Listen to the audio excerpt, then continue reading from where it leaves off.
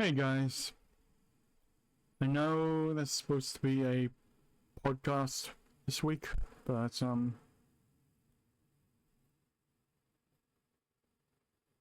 I feel like a podcast only makes sense when there's something worthwhile to talk about.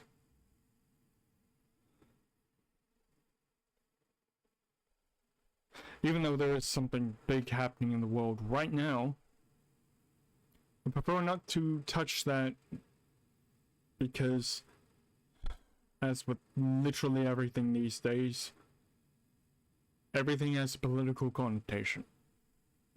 And I'm just exhausted by that shit. So, anyway, if you're new here, my name is Purist, and today we are going to be reacting to switching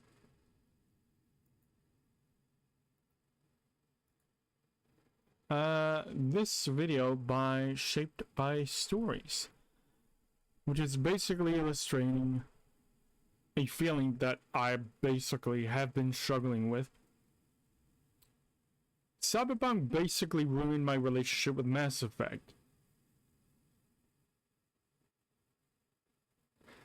Because I previously thought that Mass Effect was actually the pinnacle of like roleplay like potential until I played Cyberpunk,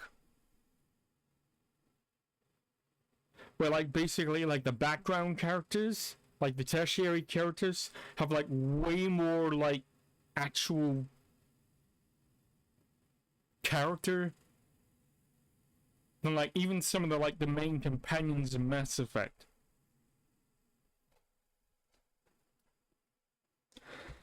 I mean, I was hesitant to put out this video. Well, one, because I felt like, you know, it was like breaking with tradition, and that's a big no-no on YouTube. And because I feel like it's a little bit too much Cyberpunk since I played it yesterday. But, yeah. And if you guys, really enjoy this, like, apparently you guys really enjoyed my Parrot-chan reactions. Like, I didn't think enough people would like me reacting to a psycho-ass parrot, but apparently I've been wrong about that.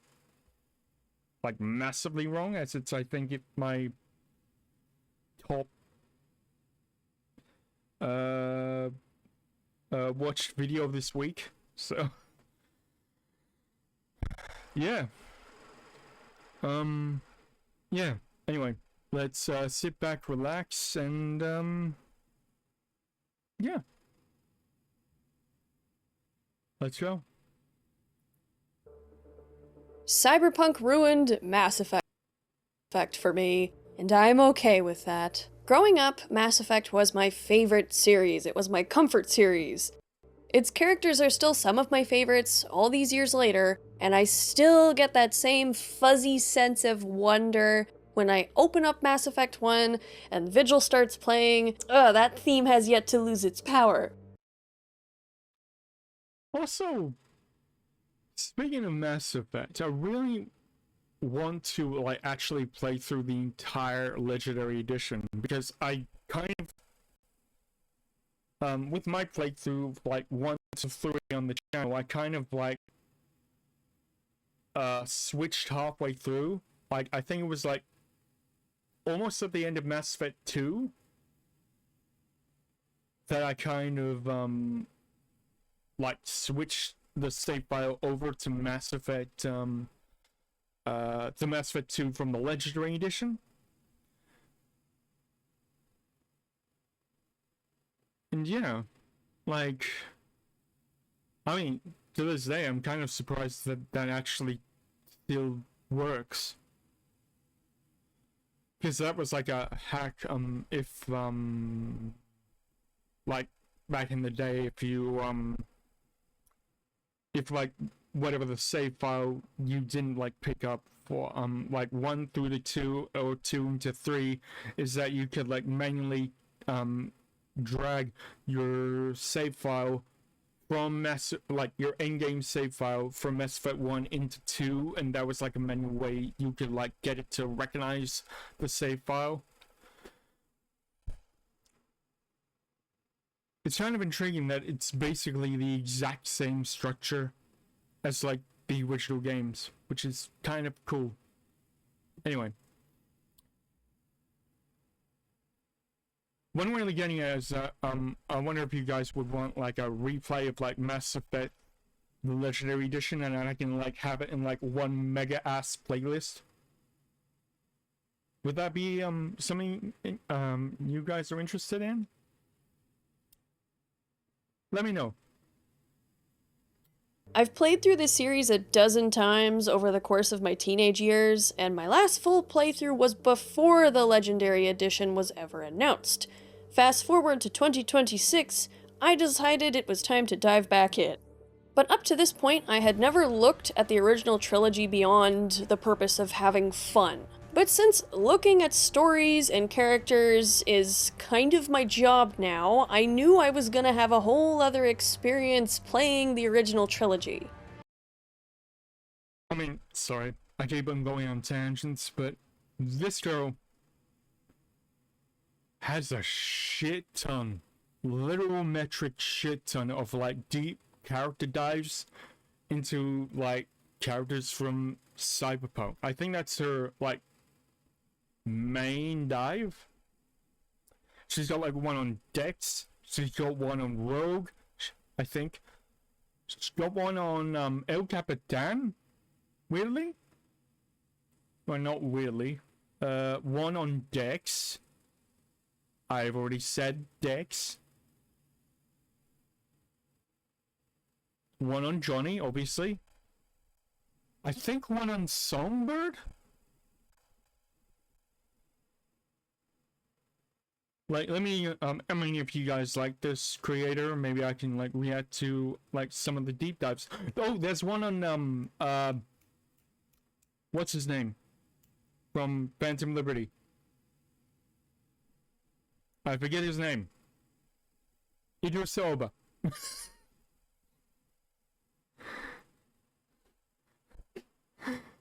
Agent dude. I don't that guy. Anyway, she does like a lot of these things, so yeah. Especially after spending so many Hey, look at him. It's the guy. hours analyzing Cyberpunk 2077. I was excited to find out what new perspectives I would have on a series that I first played when I was 9. And yes, I know the Mass Effect 1 was not a game meant for 9-year-olds, but I have no regrets. I turned out great. Okay. A game meant for 9-year-olds, but I have no regrets. I turned out great. You look better than I did when I was 9. Also, remember how also, I'm sorry to the creator by posing on her. You know what? I'm gonna. I still remember. Yep. You guys remember how absolutely whacked out like 90s photographs used to look with like the whole red eye when you look like a fucking demon? Yeah. Dude. That's wild. Don't have that anymore. Yeah.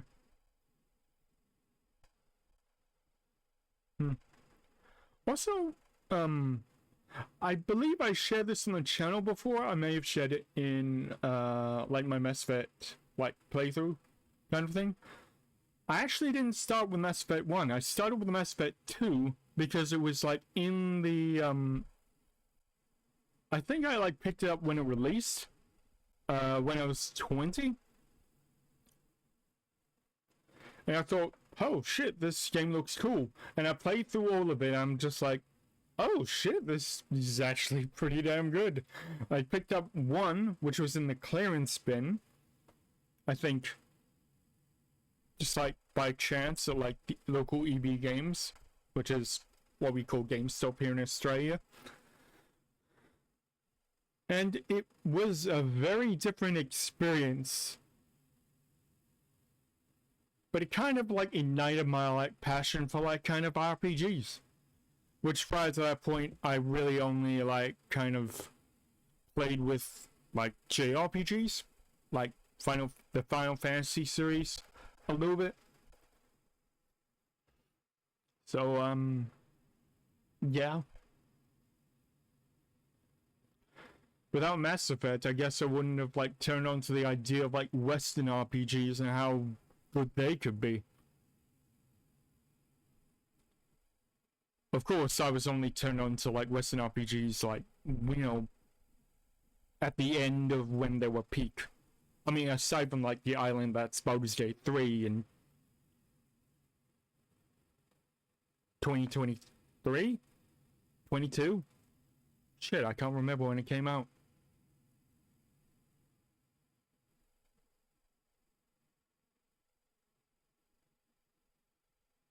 Yeah. Yes. Oh.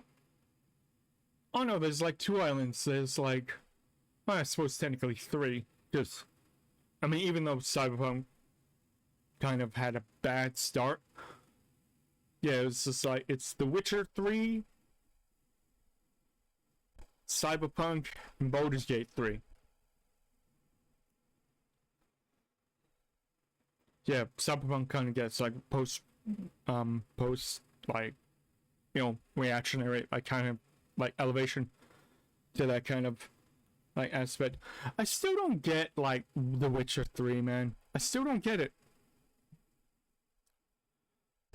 Maybe I'll play it for the channel, I guess. I don't know. Maybe if that like Mass Effect like series, Mass Effect like series, yeah, Exodus plus the Expanse RPG. If those 2 kind of end up bad, I might see if I can play The Witcher 3. I just don't like Geralt. I just don't like him. Like, I don't... He doesn't gel for me. Remember the Fox News controversy when it was happening, and I was just like, uh-oh, I hope I... Oh, yeah. Oh, yeah, that was funny. Okay, I'm kind of tempted to, like, pull up a video of that, because that's... Actually, you know what? I kind of will. Hang on. Hang on. Let me just open, new. Okay, there's my recommended. Mass Effect 1 sex box. Oh, does it come up? Fox News?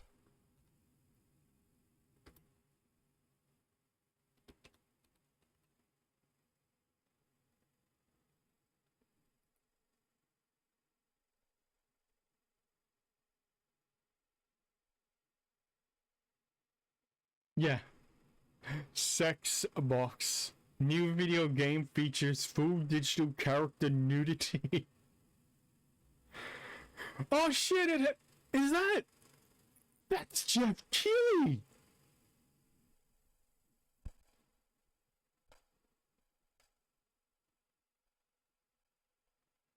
Holy shit, he looks so goddamn young.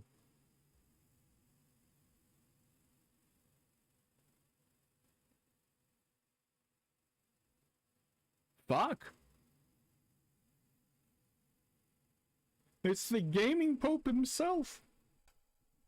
Ah, why did my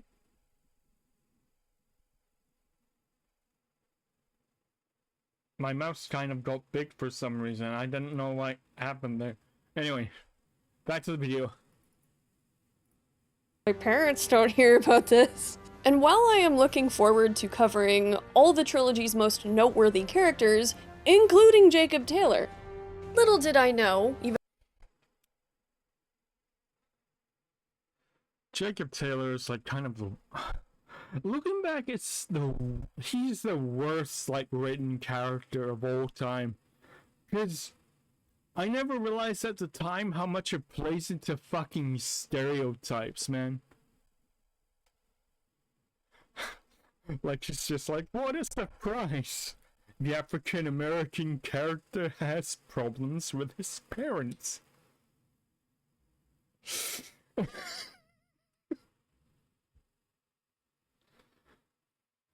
And like has problems with like, you know, being honorable to his spouse. If you like romance him in Mass Effect 2, he kind of like leaves you for another chick. It's like one of the only like romances that actually do that. even though I probably should have guessed it would happen, Cyberpunk 2077 was about to slap my childhood senseless. There was a feeling I had during this last playthrough. One I couldn't shake. It was almost like a shade of disappointment, and it wasn't until I started talking to channel member MeCoolerest001 in the comments section. Some video always like Italian Garrus hook up if you don't romance either. Yeah, that's a good that's a good thing. Political underpinning of Mass Effect B Cyberpunk. Since you're covering both series, I would say this avid lover of Mass Effect, but it's an extremely fascist series in its messaging. Very high-leaning Starship Troopers.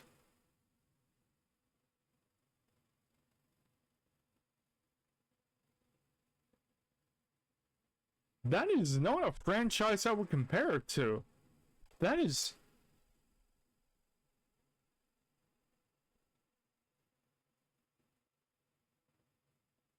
How the fuck is Mass Effect a fascist series?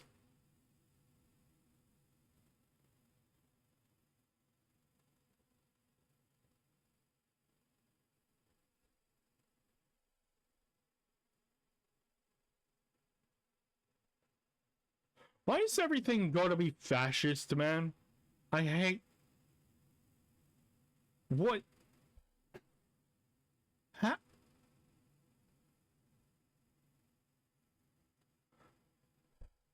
That in its simplest form makes it diametrically opposed to Cyberpunk. Both are sci-fi stories with the Jesus figure stopping powerful AI while facing moral questions. It's interesting how the framing aligns with the ideology of fascism versus anarchy. In Mass Effect, you get Paragon and Renegade points, almost like little medals that show off to others how good or badass you are. In Cyberpunk, it's tracked in how much you and Silverhand are alike. It's not loud as something you can ever see yourself earning, almost like the only thing that matters is how you see yourself. For Mass Effect characters, best go trainer please, lol.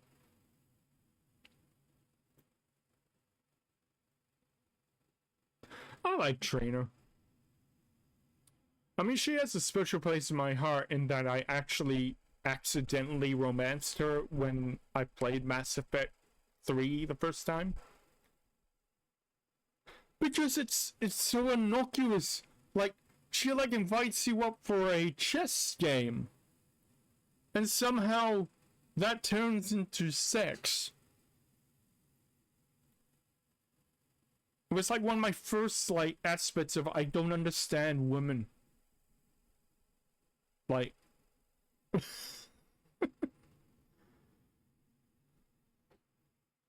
white hats, why they not put the black hats down? It's also very much gushes over the idea of the police state. Basically arguing if the military would be in charge, then they can decide if we'll go on to issues like feelings and opinions. What? I suspect the word you want to describe Mass Effect's worldview is reductive. It boils down to, more often than not, binaries. Save Caden or Ashley. Stop Balak or save the engineers.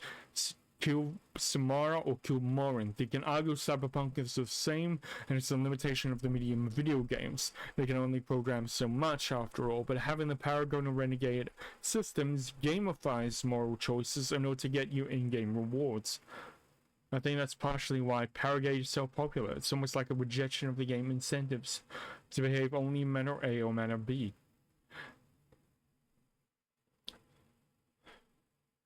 I'm sorry, what is with everything and like comparing it to like fascism? I'm kind of sick of that argument. I do agree that Mass Effect like gamifies like the idea of good and evil. I mean, it's kind of like a, well, not a restriction in game design, it's kind of like a aspect of like game design that they kind of try to like say, like, how can we like gamify like morality, and they just like, let's have like good boy points or like evil dude points. And I suppose that's like a reduction from like when they worked on like Knights in the Old Republic. Yeah, I mean, they just like carry that over from there.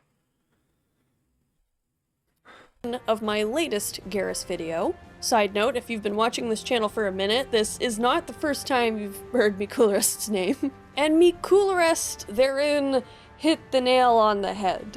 Mass Effect, for all the things it does to create an amazing story filled with memorable characters, is reductive. Reductive. Not the first thing that you would think to say in the same sentence as Mass Effect. Also fascistic, apparently.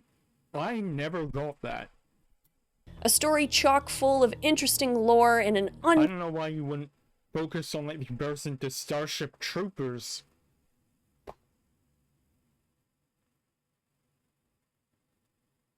Like what? unknown vast expanse of the universe, countless planets, the buzz of exploration, a diverse cast. Everything about it screams not reductive. In the same way that the dismal, broken setting of Night City in Cyberpunk 2077, despite its reductive sense of despair and hopelessness, still manages to hold one of the most emotionally expansive story in its medium. It's interesting to compare the series and how their settings contrast with how their stories are told. As Mikulrest points out, many of Mass Effect's decisions boil down to a binary. And sure, sometimes there is a soft third option, occasionally even a pretend fourth that gets unlocked depending on what small random choices you made in the last games. I think they tried to like get away with like the whole like morality, like gamifying points in like number 3, which is very good. And I like how like obscure they are. Like for example, to get the Geth and the Quarians on side, which is what's shown here. I believe it's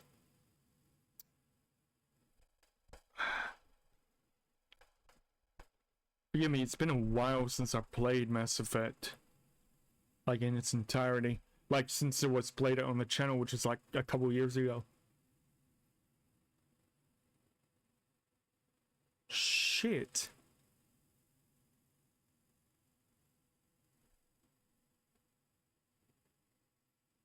I think there's 2 choices. There's like one in Mass Effect 1, which is like you have to do every single like Geth base that Tali gets you onto. And 1 and 2, like in Legion's loyalty mission, where you have to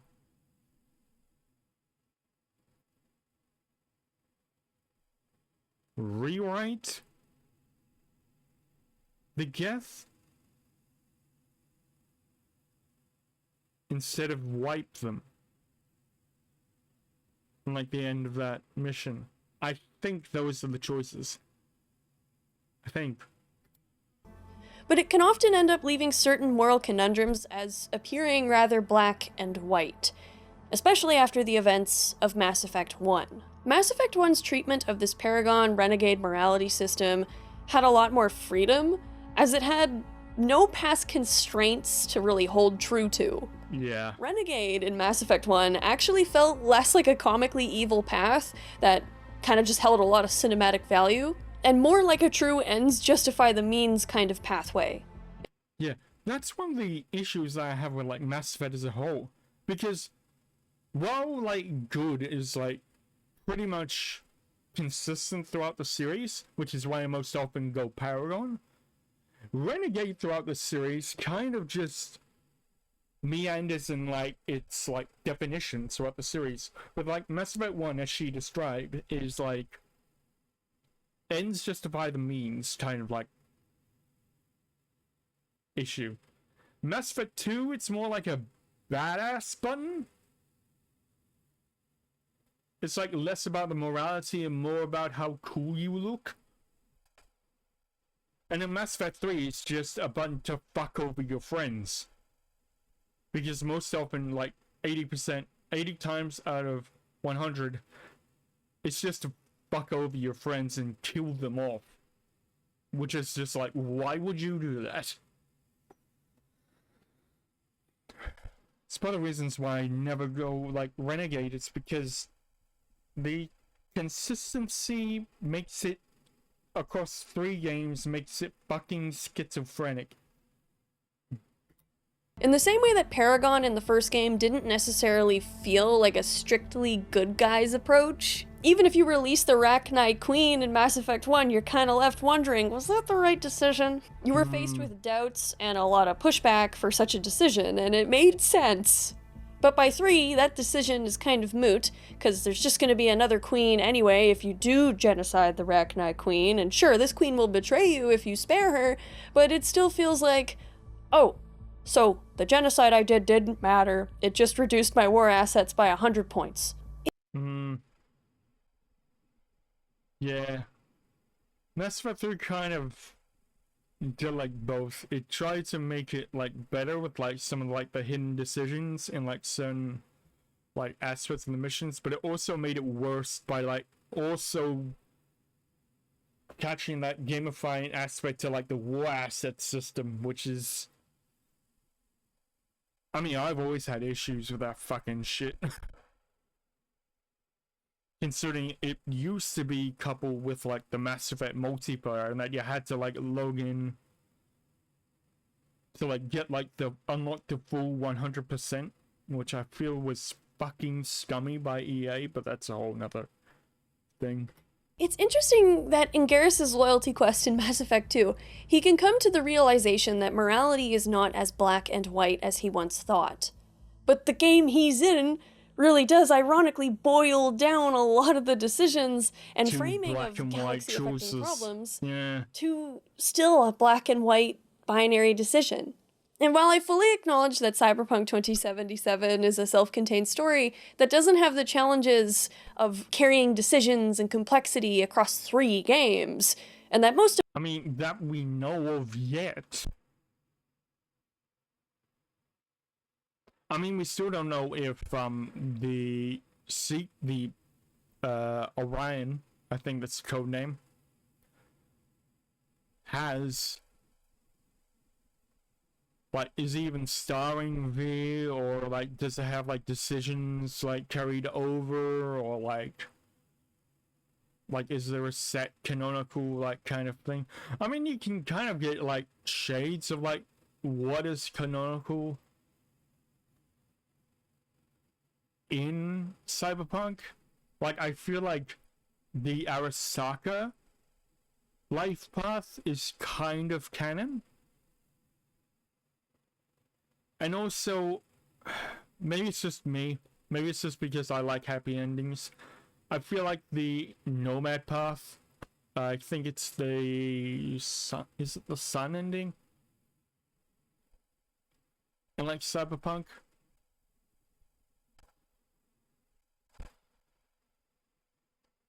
It's like a little bit more canon, or actually, maybe the one where you go up to the heights in the Crystal Palace, where you get like that mission from Mr. Blue Eyes.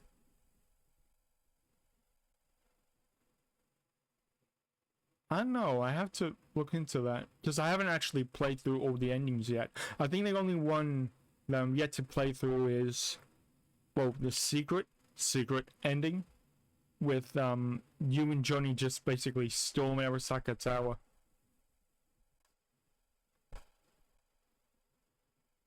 Oh yeah, and the one where you side with Arasaka. I haven't done that one yet. Frankly, because I don't want to. Anyway. Of its decisions are so comparably small. Oh yeah, and the self-offing ending, I forgot that one too. Where you just, you know, so like, it's the easy option, I guess. Small decisions are treated with immense thought and complexity. And most of these decisions are pretty meaningless in the grand scheme of things. Like, this isn't galaxy-saving stakes here. The cyberpunk world really hammers in that you cannot save this world. A V who decides to investigate and talk to people and do more than their solo contract stipulates can realize just how complex so many situations are. Sometimes you find out about barbaric things done to benefit one person, but should you axe the main perp in this whole thing, you might negatively affect a lot of other people with your action that you never really considered. It is funny, and I know that this is probably not making a lot of sense, but there is something more impactful about seeing V's decisions directly ripple out and affect the people and the world around them, even though their decisions are super small time. For instance, when you help Tommy get signed to a sports team or not in that one Mr. Hands gig. Now, it's not all good because you know that Fiona is going to continue doing what she's doing and throwing out a lot of kids on the street with no assistance for their complicated implants, etc., etc. Yeah. But it's a hard quest to really choose the ending of. But you can see either way what V's choices have done or have not done. With Shepard and a lot of the big decisions that Shepard makes, whether it's Paragon or Renegade Path, a lot of the time the ripple effect that you get just comes down to numbers on a war assets chart. Sure, you get some dialogue changes, of course, here and there, but still, it amazes me how I feel more affected by those smaller little moment decisions that V can make. Yeah. Versus Shepard carrying the Genophage, or Shepard bringing peace between the Quarians and the Geth. In Mass Effect's case, the decisions you make are very incentivized because you can get blue points or red points depending on the decision you make. In Cyberpunk, there often isn't really much incentive to make a quote-unquote good decision. Yeah, I feel like it handles it way better in that case, because I do agree with it. It's like, in Mass Effect, it's very freaking gamified. It's like, you want to make number go up, you either do it this way or this way.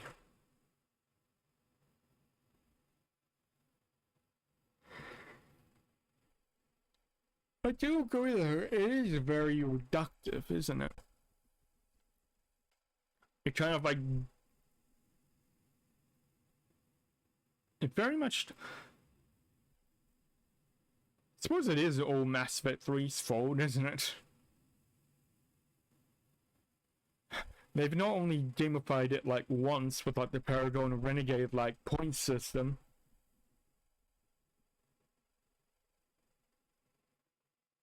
but they gamified it twice with the war asset system. It's weird. Almost every decision you make is still shitty in some way. No outcome is exactly good.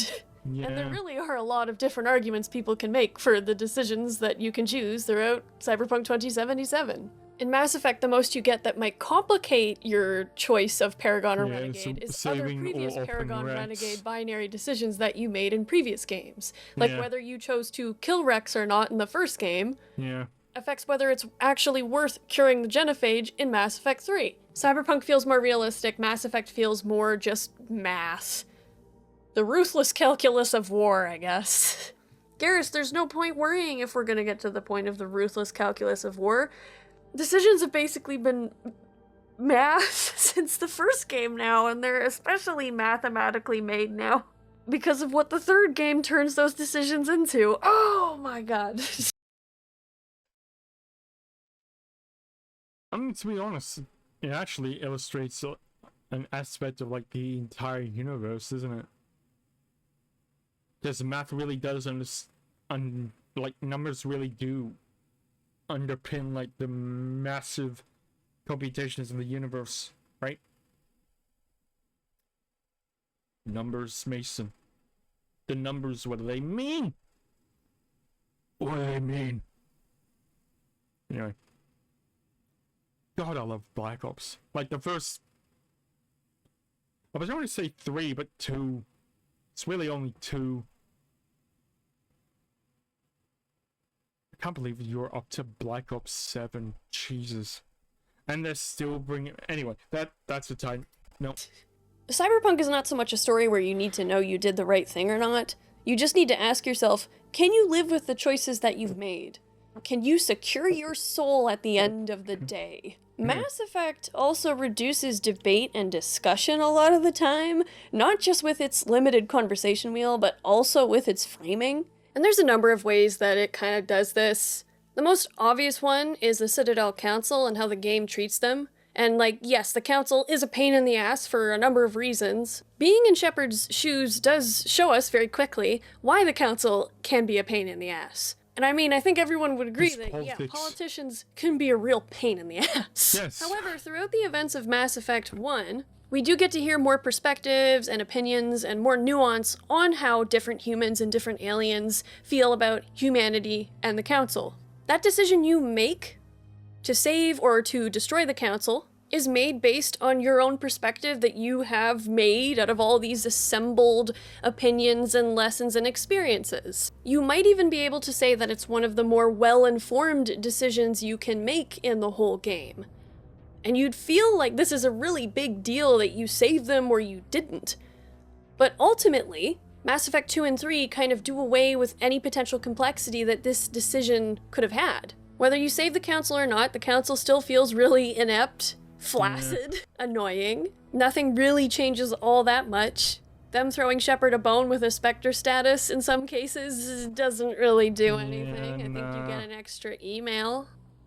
And while I do think this is because Mass Effect may have written themselves into a corner of overpromise and underdeliver, because to be real here, it would be so hard for the devs and the writers to create a game that had various completely different and unique plot paths based on all the decisions you can make in Mass Effect 1 and 2 leading into 3. Like, that is a lot to ask. But indirectly, they almost kind of make it seem like it's totally okay for humanity to go... Is that a new thing? Hang on. Just wanna... I didn't know that was a thing you could do. Huh. They almost kind of make it seem like it's totally okay for... I'm sorry, but... this must be like a new thing in like the Legendary Trilogy, because I don't remember Tali's face being so defined under her helmet.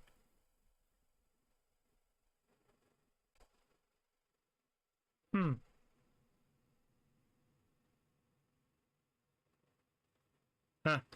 Humanity to go ahead with a hostile takeover in Mass Effect 1.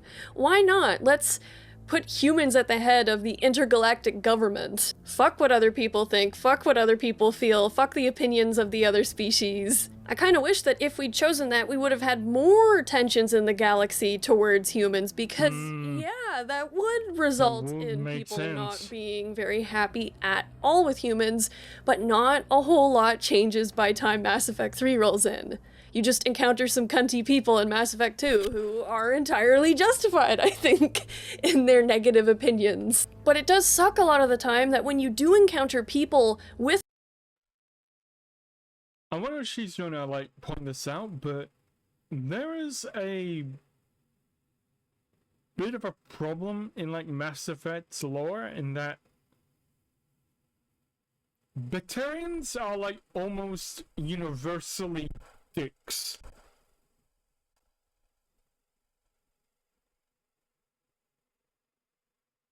Like, they never I mean, they never really say why. But like, and like, there is like an explanation in like the codex and shit that the Baturian hegemony is likes to take slaves, and that seemingly just like makes an excuse for them to be excessively fucking evil to everyone. I mean,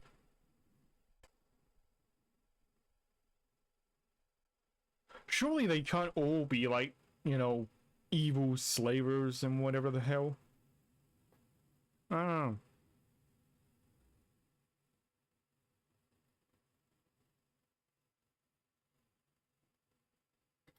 Negative opinions say towards humans. There's not really a whole lot post Mass Effect 1 that you can say that either doesn't feel completely hostile and shitty, or doesn't feel holier than thou in your response. You don't really get to hear their side of why they feel a certain way. Irinia here is an instance where Shepard can show a genuine desire to hear a story, but even a Paragon response to it still feels a holier than thou. Irinia isn't right to do what she does to colonists, but still, protagonist is always right. Or even if you do kind of poke into it a bit, it still ends up feeling like Shepard is right, Alien is wrong. Versus in Cyberpunk, all the time you encounter people with negative feelings that might not make the most sense either. Blanket statements and opinions. People who just might immediately not like V for whatever reason.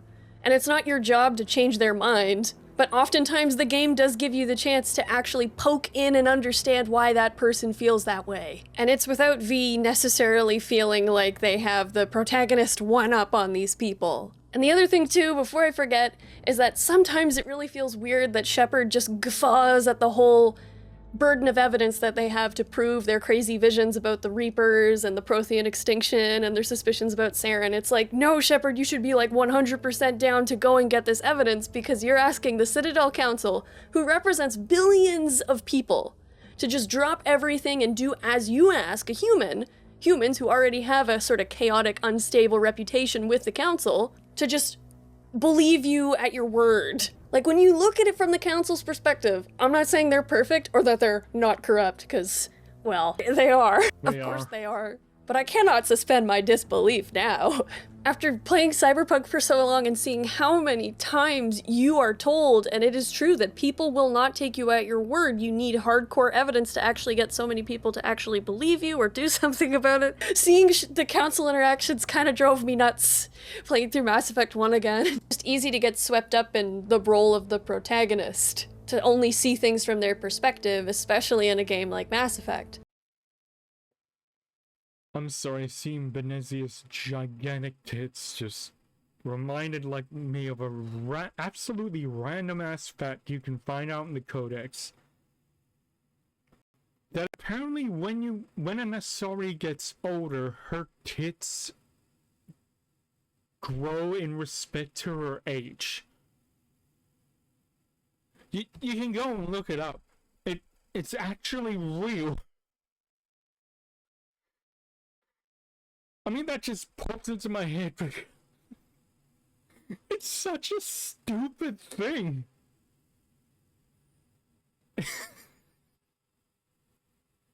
Why is it so stupid?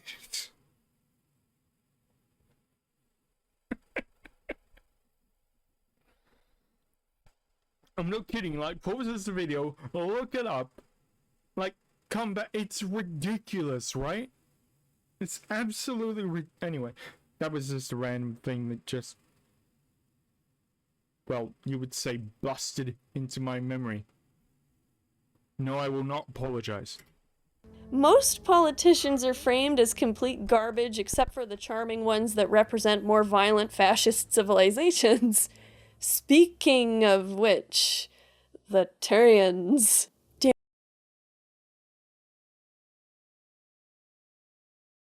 Okay. I kind of see what the commenter meant by fascistic. But that is plainly... Fascistic does not mean militaristic, okay? That is plainly not what that word means. Okay, while you're there, looking at that random fact I just remembered, look at the Turian hierarchy sentries. They are not fascistic. They are meritocratic, which means they rank their society based on how much like skill like a person has in that society. They get graded tests like when they grow up to like slot them into like segmented hierarchies according to how good they are at specific like subjects, and that's what their job they have for the rest of their lives. Just because they're more militaristic than the other races doesn't mean they're fascist. What the fuck?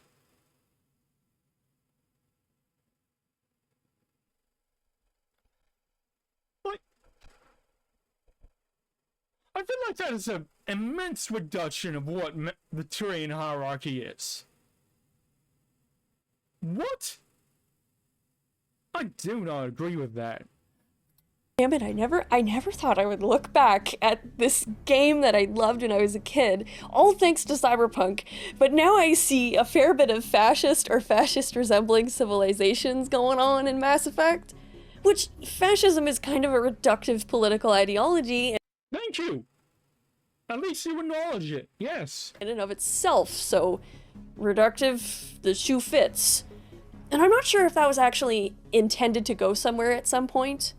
Because when you play the first Mass Effect, I think there was some intention to take some of these more controversial aspects of some of these civilizations and go deeper with them and the perspectives in the universe regarding them. But that kind of gets shoved to the wayside and minimized by the time Mass Effect 3 rolls in. Yeah, I found like that's like a whole thing. I mean, because like 2000, yeah, the turn of the 2010s was just basically like, how can we like, it's basically the start of the streamline. Like you can see this in like one of my podcasts, one of my rants that illustrate basically how the Wii ruined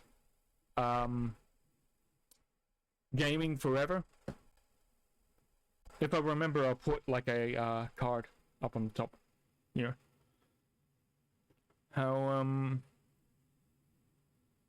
yeah, basically around when the Wii was first coming out, it basically like prompted like gaming companies to try and streamline and like, I don't want to say homogenize, but like broaden like the interest group of gaming to the wider like demographics, like the Wii did. And I feel like that's kind of the start of the downfall of gaming, that whole accessibility kind of push. Like it happened with Skyrim, with like the reduction of like skill trees from like Oblivion. It happened with kind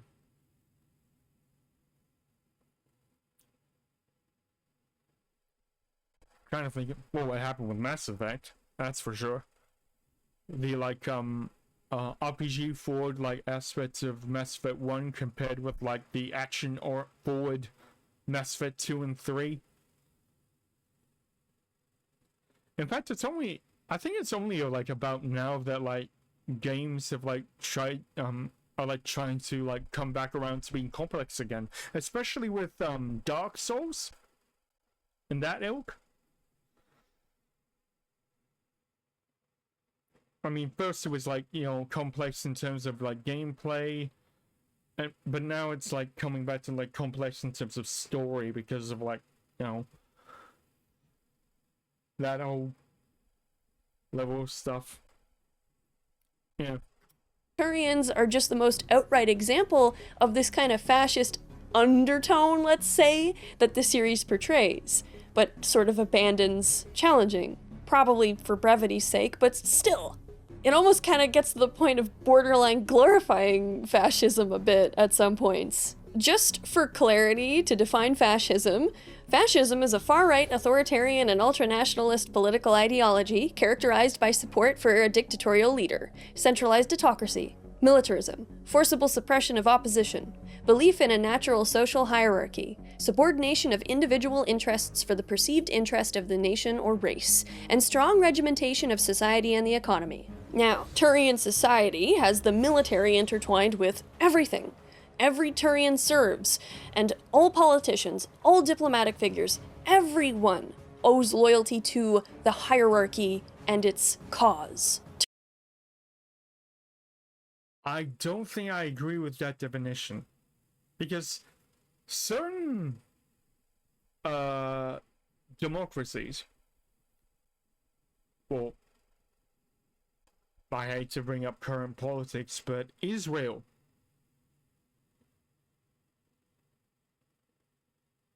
basically is a democracy, but it also basically, well, not forces, actually I think it does force, but like it needs every single person once they turn 18 to like serve in their military. But I wouldn't call them fascist. I think that definition is very flawed.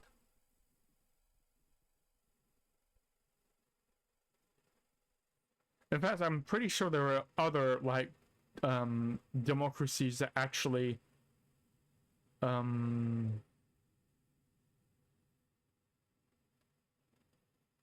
like force people to serve. I think Ukraine does, or did.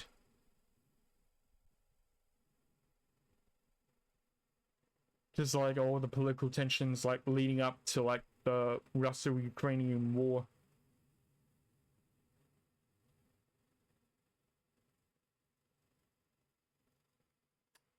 I'm not 100% about that.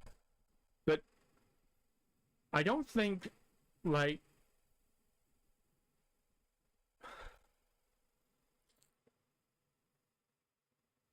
I do not agree with that. Because okay, this definition feels very freaking broad. Owes loyalty to the hierarchy and its cause. Turians grow up learning to live for the politicians intertwined with society and the economy. Yeah, here we go. Yeah. Support for a dictatorial leader, centralized autocracy, militarism, forcible suppression of opposition, belief in a natural social hierarchy, subordination of individual interests for the perceived interests of the nation or race, and strong regimentation of society and the economy. So, like, if you like care like lots for your like your country, does that mean you're fascist? This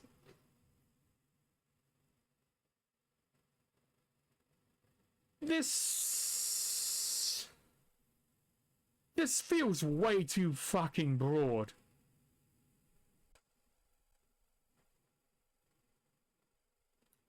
I mean, sure, like aspects of this, like dictatorial leader, autocracy, militarism, don't think so. Just like, I mean, the United States has, I think it's like 2/3. Don't quote me on that. Of their military, of their like total like GDP is like devoted to like their military. Would that classify the US as a fascistic state? Actually, don't answer that, because I know that people are gonna, you know, take that out of context and fucking automatically say yes, because people are stupid. Suppression of opposition, sure. Belief in a natural social hierarchy. That's a difficult one.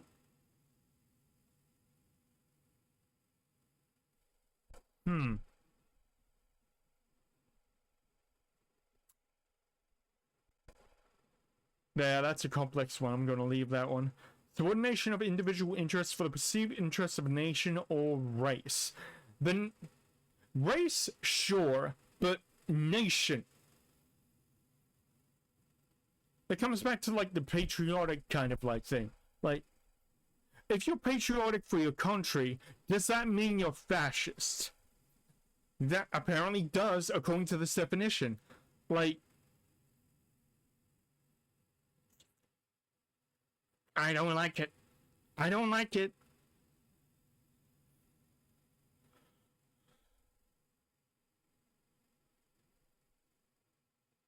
Okay, at least it like says what constitutes a precise definition of fascism as being a long-running and complex debate among scholars. At least they illustrate that. I think the definition, like, currently is way too freaking broad. Anyway, let's get back to the video. Turians grow up learning to live for the cause and die for the cause. You do not question orders, no matter how you feel. When a superior orders you to do something, you do it. Your position in society is determined by how useful and devoted you are to the hierarchy. You, as the individual, are, more or less, suppressed for the good of the Turian Empire. You are allowed certain liberties so long as you can do your job, but you're expected to really give everything for the cause. The Turians have, in their history, an event known as the Unification War. Long before the Turians first made contact with the Asari, they had numerous colonies peppered around their corner of space. Over time, the colonies declared independence from the homeworld hierarchical structure. But, as the lore says, these colonies were warlike, xenophobic, isolationist. You know what, it kind of reminds me of? It kind of reminds me of Halo. And like the kind of like border colony wars that were happening around the time the Covenant showed up.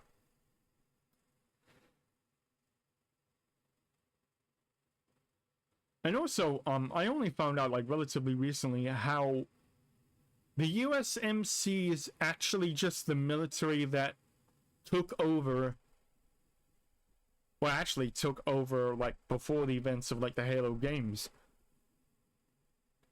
USMC is basically a fascist, a militaristic dictatorship. I only just realized that like relatively recently. The Unification Wars kind of remind me of that, like that whole beginning period before the Covenant showed up in Halo. All of them rather unpleasant sounding, and they all just started fighting each other. So, the Palavan hierarchy swooped back in when these colonies had beaten each other down enough, and looped them back into the fray. And as we know, swooping is bad. Maybe these more negative things about the colonies are true, like maybe they are true, like the lore is true. But if you were to tell me that this was just history written by the victors, if you were to tell me that this was just Turian fascist propaganda to prop up the hierarchy, And okay, this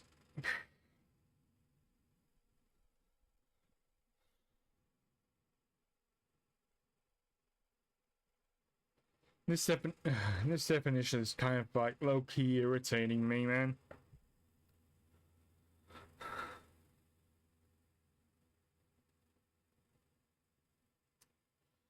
State-mandated autocracy is not the same as fascism.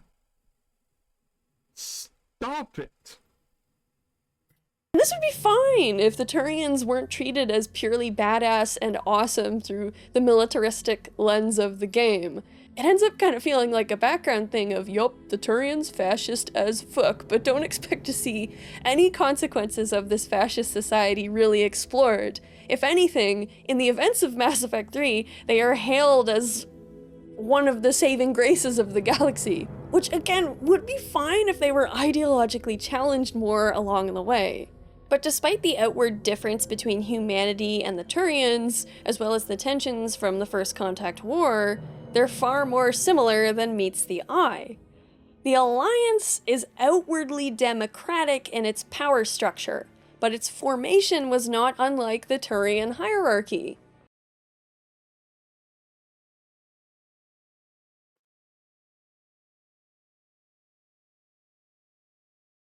This is starting to say that, like, any centralized, like, you know, government just equates as fascist. Which I...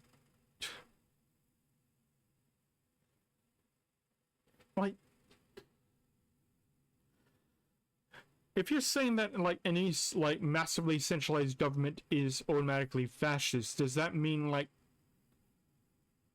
you can literally call, like, literally any country fascist if you dig down enough?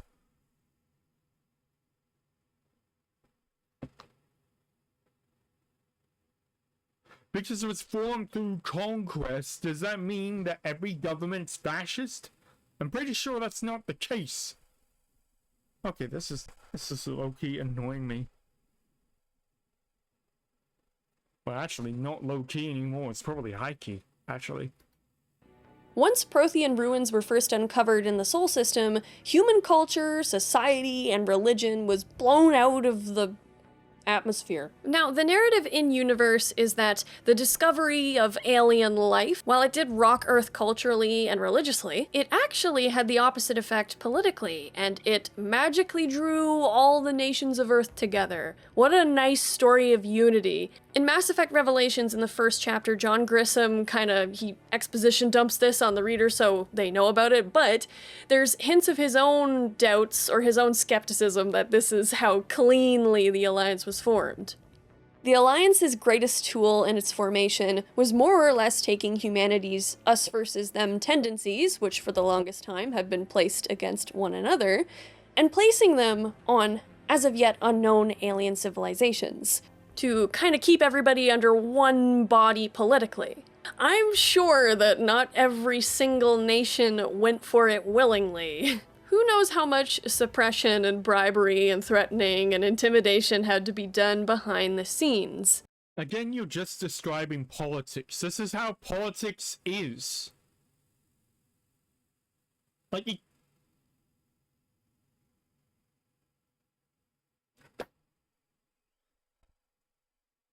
you're saying that just because it was like done backhandedly or like, you know, with, you know, coercion or whatever, this automatically means it's fascist.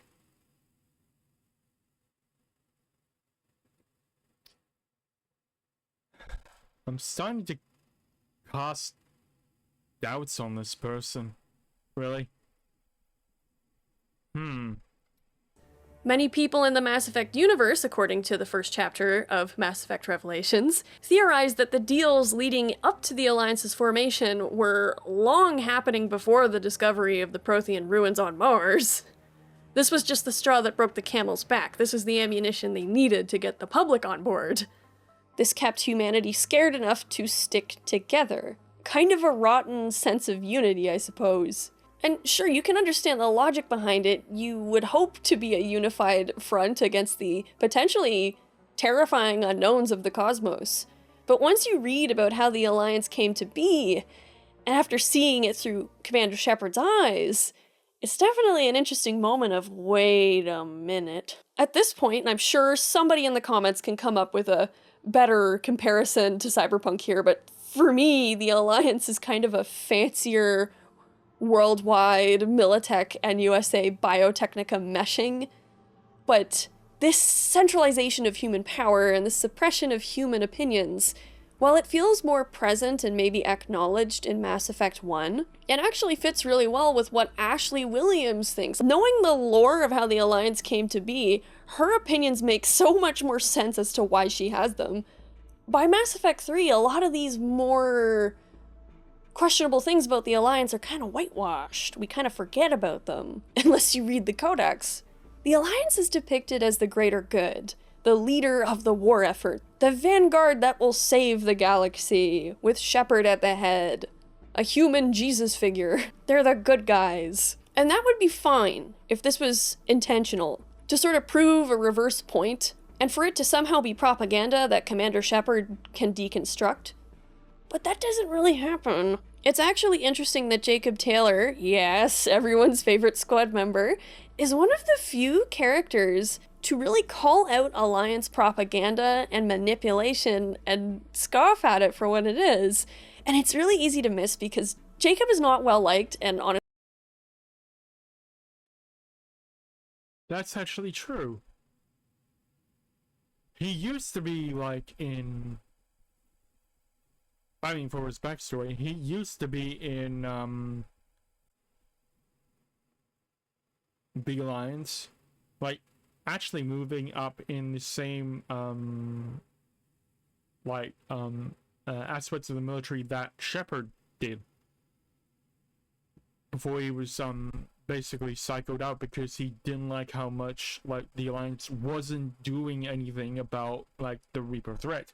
So he fell in with like I can't remember if it was like a mercenary company or there was something called the Corsairs, which basically like hounded like Geth troops, I think. Again, it's been a while. I think it's understandable, but we get a glimpse of some complex anti-Alliance opinions in him, and specifically opinions that are not pro-Cerberus. You don't seem like a results at all costs kind of guy. Cerberus history doesn't bother you? The Alliance is all politics. Somebody has to take down the bad people. Cerberus keeps that line, I'm on their side. I can already see they lost a fine soldier, Jacob. That's not how the Alliance sees it. Hell, they did the same to you. General public never knew you were dead, or heard the real story of the Citadel. Did you know they used you on recruitment ads? You were the human ideal for like 6 months. Then they replaced you with a composite image they invented. Guess you didn't focus test right. Perfect example of humanity, and they still dumped you. That kind of like foreshadows like the whole AI version, because Shepard was like the face of like the Alliance recruitment ads until they replaced it with a composite image. It kind of sounds like AI, doesn't it?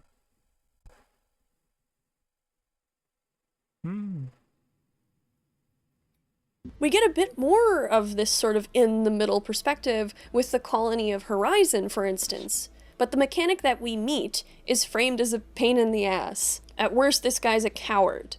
We never really get to hear an in-depth, nuanced take on why there are increasing amounts of humans who don't love the Alliance. And sure, yes, there's the Codex that says that the Alliance doing nothing about the Collector attacks has certainly not helped things, but what if Shepard, now an outcast from the Alliance, throughout Mass Effect 2, had their propagandized perspective of the Human Systems Alliance shattered by what they encountered beyond Alliance jurisdiction, beyond Council jurisdiction. The Terminus systems are the wild, wild west of the Milky Way, and it sounds like the perfect place to meet a wide array of perspectives and opinions that is often demonized by the other areas of the Milky Way. Just what kind of galaxy was Shepard fighting to save?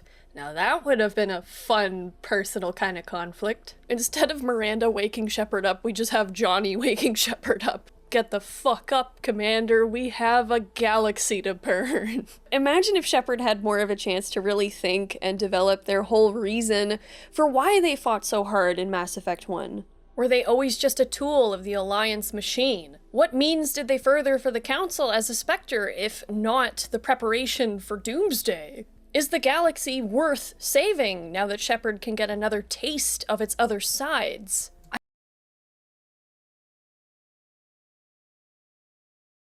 Okay, maybe this is...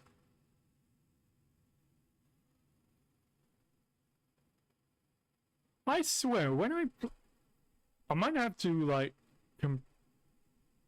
compare this, like, later, but... I swear her, like, breastplate was, like, open all the way down. did they censor that? For like the Legendary Edition?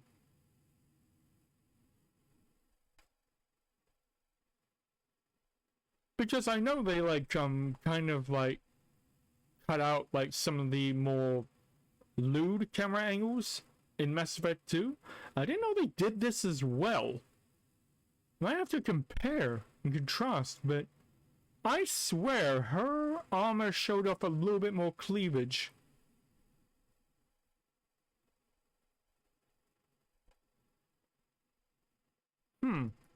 So, as a Spectre, if not the preparation for Doomsday, is the galaxy worth saving now that Shepard can get another taste of its other sides? I would have preferred that conflict over what we got, because Shepard literally dies and then nothing is really done with that crazy fact until late in the third game, and it's kind of a throwaway thing anyway.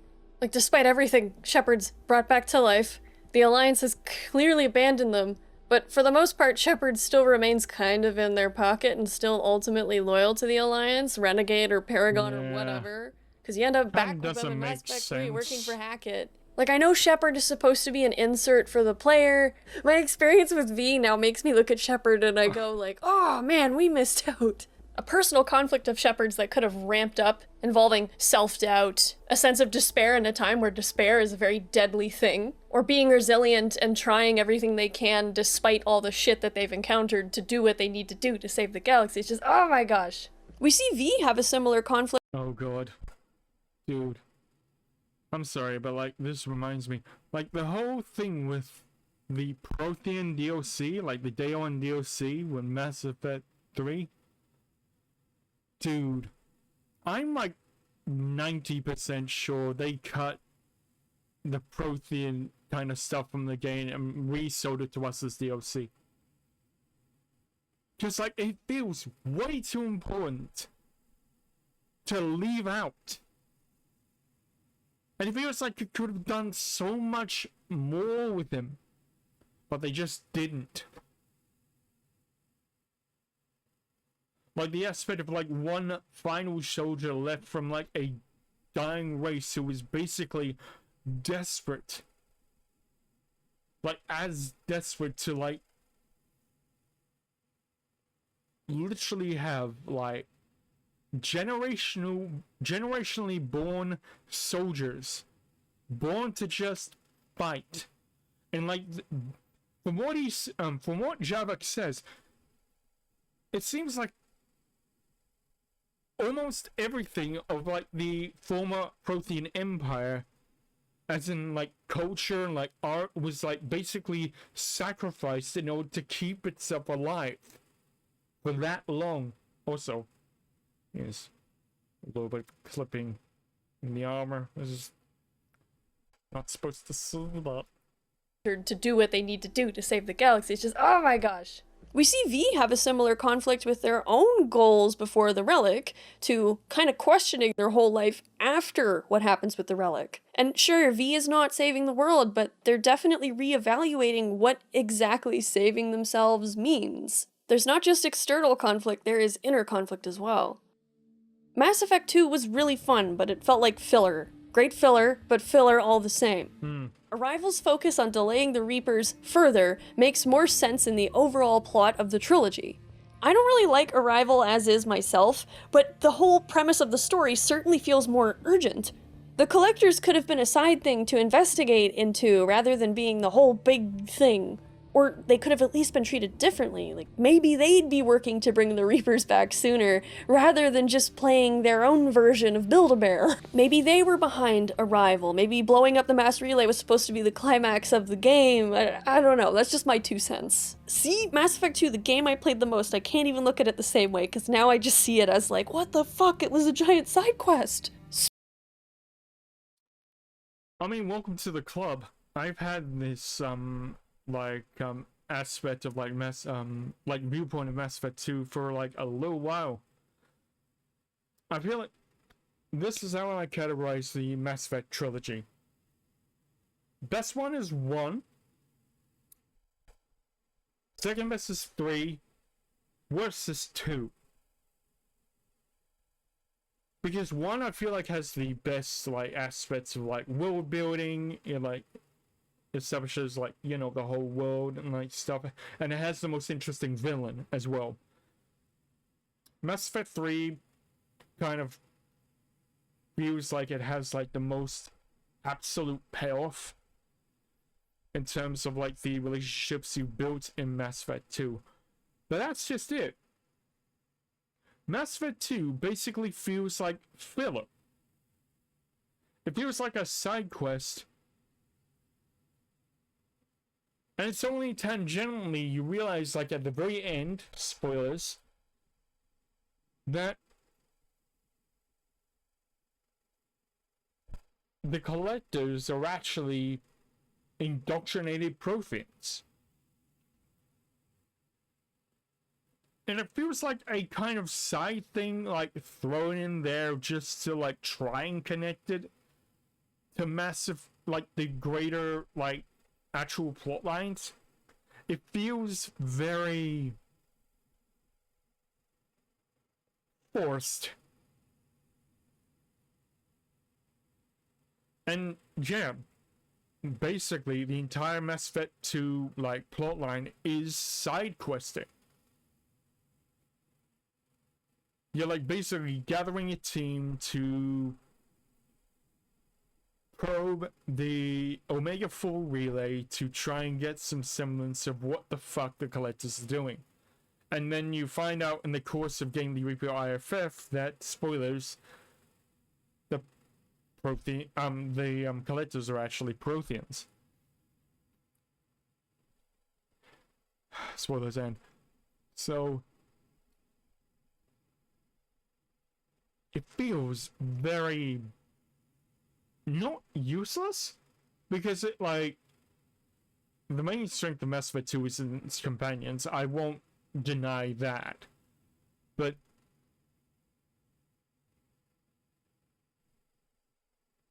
it just feels useless. Speaking of Arrival, though, oh my god, okay, the Batarians. Yeah.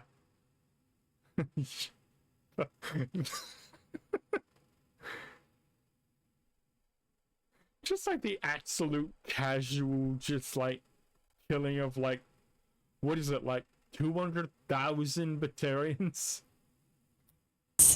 They were written to be hated. Yes. And that would be fine if this was a satirical story. As Mikulores says, Mass Effect can feel very Starship Troopers-y, but yeah, it can feel unintentionally so. The Batarians are so one-dimensional, and they're depicted through Shepard and the Alliance's eyes as irredeemable.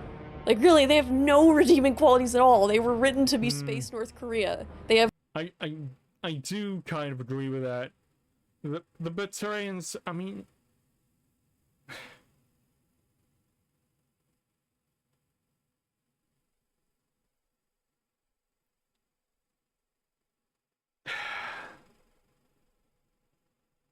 yeah, I said this, like, before, like, really there are no, like, redeeming like, there are no, like, Batarians that are, like, you know, I know, defected from the hegemony.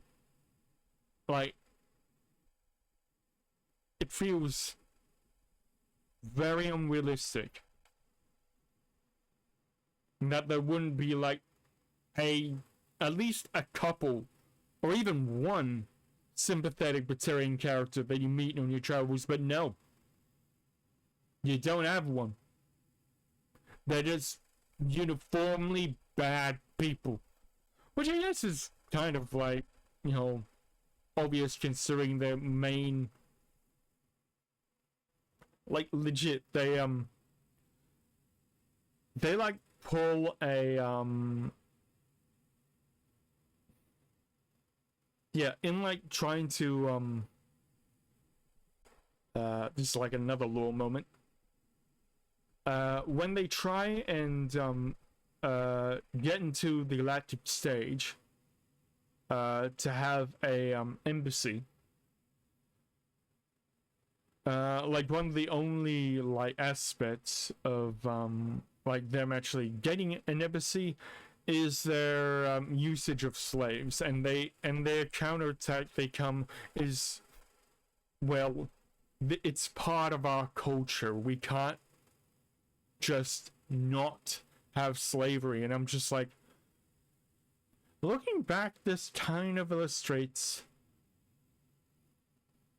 the kind of defenses that like most people have toward, you know,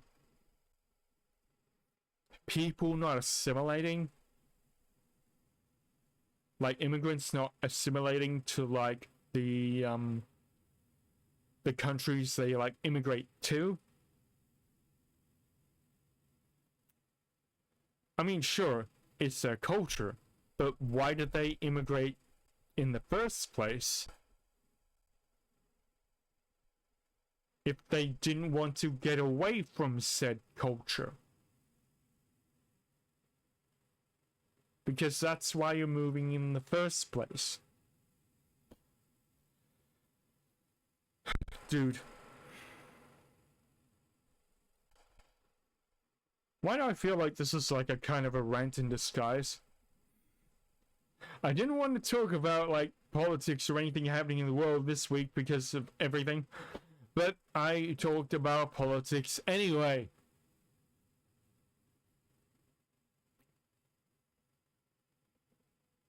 What the heck? Slavery written into their culture, that they consider it discrimination, that the council doesn't like it. Like, we were never set up to really like these guys.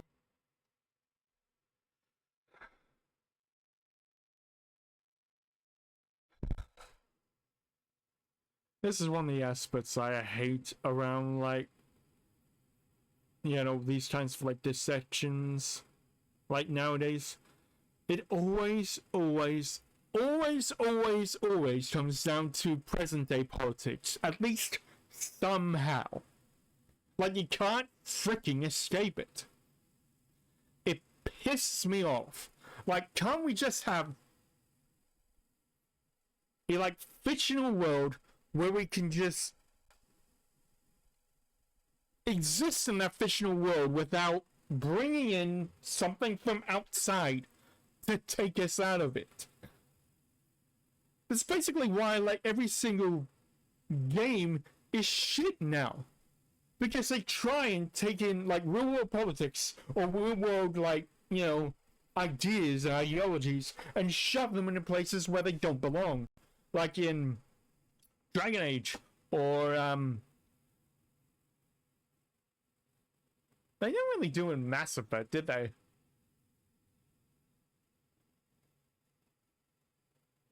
No, they kind of didn't. Even though it was kind of like the right era for it to do so. That's kind of weird, actually. Yeah, they're doing it with like, you know, literally like everything. Like from like hero shooters to like literally everything. And they can't help themselves. If there was like a, I mean, it basically is a crutch to like get over like to like prop up their story, because they can't like imagine anything that doesn't draw from your life.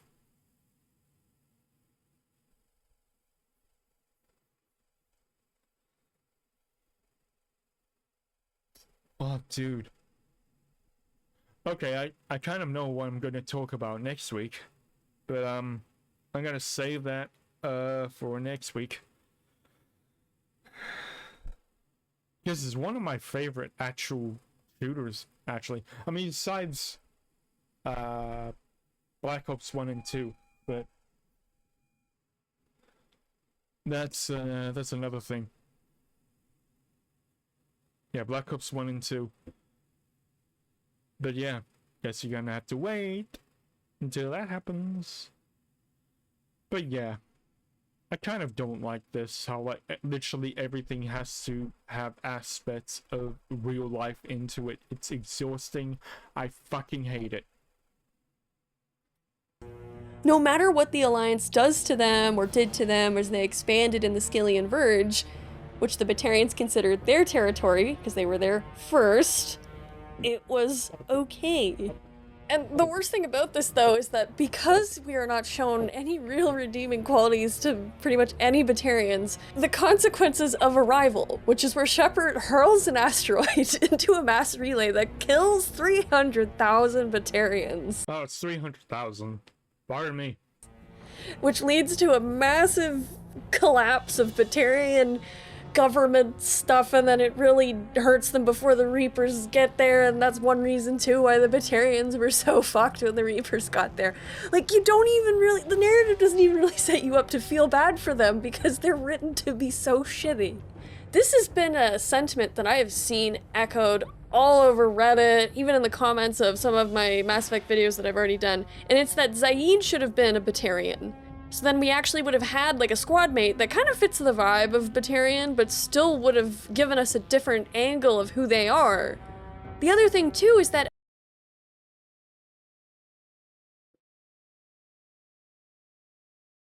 I mean, that illustrates like a whole nother thing with like the two like add-on characters that we had for Mass Effect 2. I feel like they should have been like rounded more than they should have. Because you don't even get like standalone conversations with Zaid and also Kasumi. You just like click on them and they spout dialogue back at you. But yeah, I kind of do agree that yeah, he should have been a Batarian. Yeah. apparently in the development of Mass Effect 2, they were considering doing a Batarian squad mate who... According to a Mass Effect 2 character document used during development, BioWare had a pitch for a Batarian squad mate. The Batarian Gearhead is a 27-year-old hacker who doesn't actually hate humanity compared to the stereotypes, and is basically a nerd whose brilliance precludes him from having a normal life. A nerd Batarian? Dude, what the fuck? I would have loved this.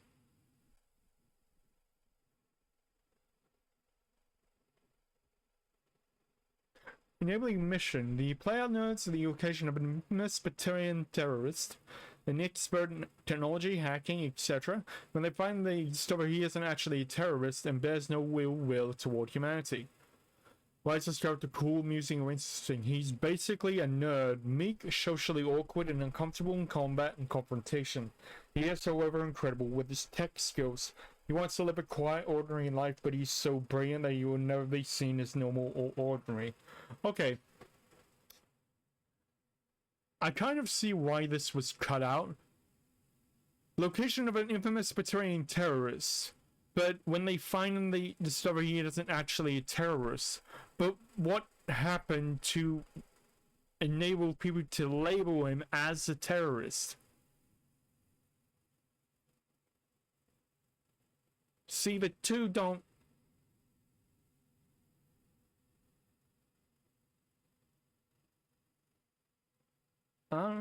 yeah. kind of broke a lot of the stereotypes about Batarians. But because we didn't really get any of that all that much, yeah, the Batarians are just still kind of one-dimensional. The Batarians can be summed up as saying propaganda race given flesh in the Mass Effect universe. Hey, Oh god. I didn't mean to... Are you hurt? you can't go firing your weapon at everything that moves. What the hell's wrong with you? Sorry. I thought you were one of them. Here's the tip. 2 eyes, human. 4 eyes, Batarian. Okay, holy shit.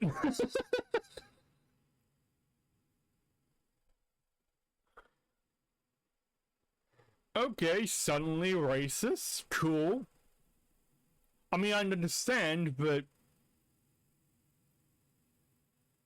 don't have to say it like that. Like, you should feel the weight of making a decision that annihilates 300,000 people who are largely just civilians. but the way the narrative has surrounded the race that these civilians I mean, to be honest, are they really civilians if they practice slavery, though?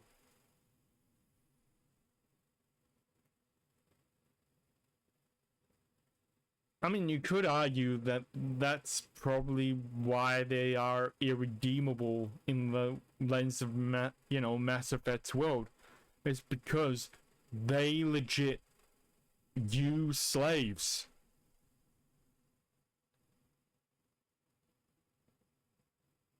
Like, I would argue I don't really want. I mean, I can see the perspective why it might be good, but like, I feel like I don't want a humanizing. Well,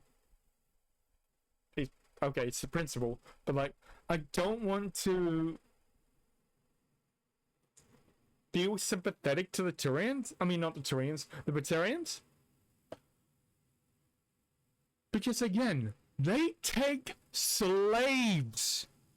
As in all types of slaves. You can read this in the Codex. Like, why do we want to, have another perspective of, like, a so-called normal person in the Batarian hegemony? Because, again, I keep saying this, they took slaves.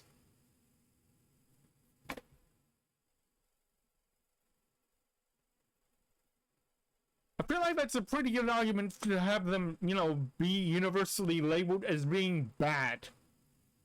I mean, I'm not,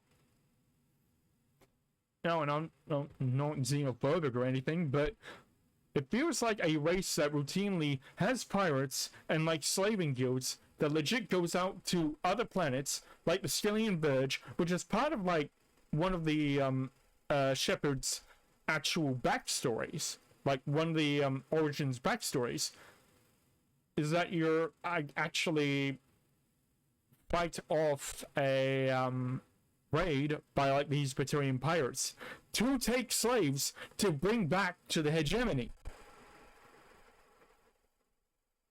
Like, I thought we hated that? And I feel like having, like, a sympathetic viewpoint of the Batarian hegemony kind of undermines that whole slavery is bad kind of shit.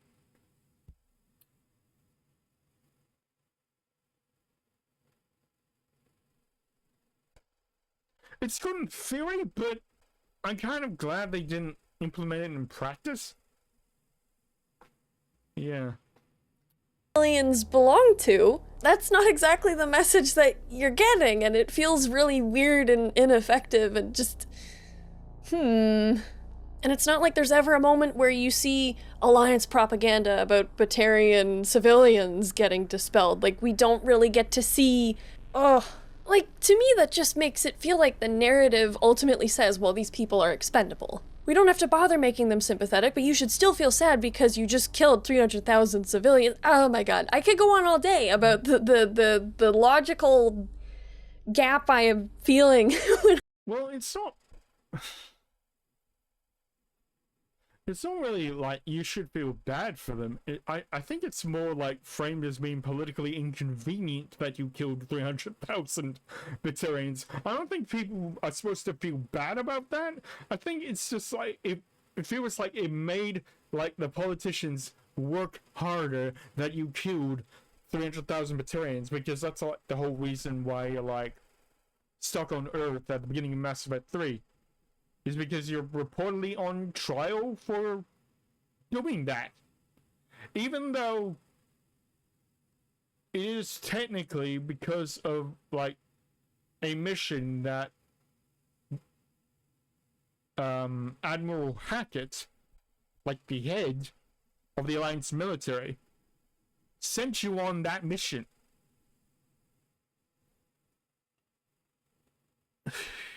Feels a little bit like Black Ops-y kind of thing. Like, it's just like, oh no, it's politically inconvenient that you killed 300,000 Batarians. But you're the one who sent me there to get that chick, remember? And, you know, the Reapers were coming through, so what the fuck was I supposed to do? Not destroy the relay? And also, it was the first time that, like, a relay had been destroyed. So, we didn't know what would happen. I didn't know it was going to explode the star into a supernova and kill that whole star system, basically. In that aspect, it wasn't me that, you know, killed it. It was the asteroid that hit the relay that killed those Batarians. I mean, that's how I'd argue it. It wasn't me. Well, actually, no, it wasn't. It wasn't you. Because it was like the bad guy who like set like the set the thrusters up to like fire it at the relay in the first place, right? Or am I misremembering? I might be misremembering it. But yeah. I think of the Arrival DLC. They're depicted so overwhelmingly negatively for their obvious totalitarian, fascist, slaving ways. But the Turians and humanity are not exactly innocent on this end of the spectrum either. I'm not saying they're as bad, but definitely the narrative likes them a lot more. The closest comparison I could think of with Cyberpunk 2077 is Maelstrom. And even Maelstrom has more depth and layers to them than the Batarians do. Back to the Alliance, though, I still can't shake the I mean, to be fair, they do have a lot of layers. When you, like, dig into it, like, apparently they have, like, this sort of, like, it's a blend of, like, techno-futuristic, like, you know, fetishistic worship. This is, like, a kind of, like, actual, like, religion that, like, quantifies cyberspace and like the old net as a place akin to hell, like biblical hell.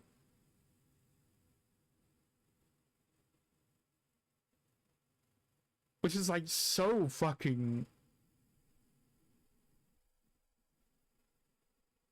well, metal, really, in both senses of the word. feeling I have that the Alliance is secretly the villain that Shepard can't see, with how they hide their more quiet fascism behind the almost comically amplified ideology. Quiet fascism. God damn it, stop it. Of Cerberus in Mass Effect 3. So Cerberus is sort of posed as the Alliance's greatest adversary among human groups. And I can't unsee Cerberus as this overdone boogeyman now, just made into one-dimensional bad guys to make combat a bit more varied in the third game.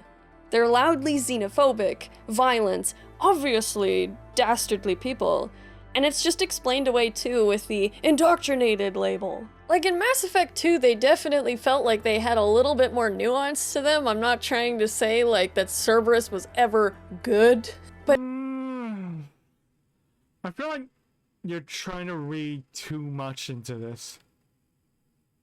Like, the very aspect you're trying to, like, you know, label literally every centralized government as fascist.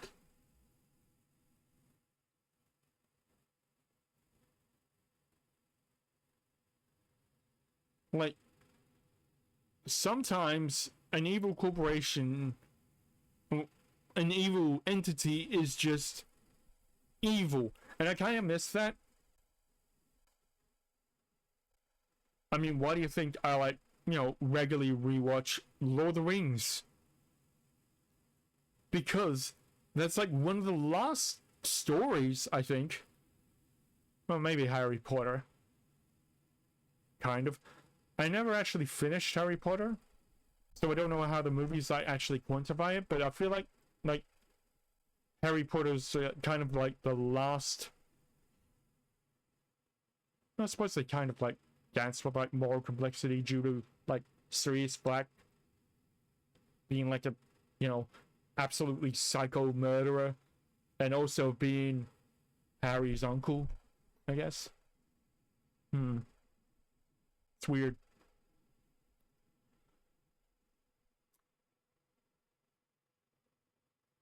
Yeah, I feel like they're reading like too much into this. Sometimes evil people are just evil. Like the kind of thing to like try and like moralize and like try and like reason their way out and trying to like see things out there. It's kind of like a very... What's like those literary like critic kind of like... It's a very critic-minded mindset, like trying to like justify and like make up complexity that not necessarily is there. It's like, actually, bring back to Lord of the Rings. Tolkien actually calls out this kind of like behavior from like reviewers and like critics, saying that people always used to say that like the aspects of like the story with like Frodo and Sam, people used to say that oh, this must like, you know, illustrate what he actually, you know, dealt with in like World War One when he fought. And he literally says in like one of his letters that just no. There's like no allegory. In fact, he despises allegory. And like trying to read into like things kind of like pisses him off, basically. I'm paraphrasing a little bit here because I haven't actually read the letter in question, but yeah, it's like an aspect of like critics and like stuff and like people to try and read too much into like fiction and just, well, not necessarily make up, but like, okay, maybe kind of make up like things that aren't necessarily there in the first place. Like the whole aspect of like shipping characters. Like, I don't get that. I mean, I kind of get that in the terms of like fan fiction, but yeah. I don't get it. Like, at all.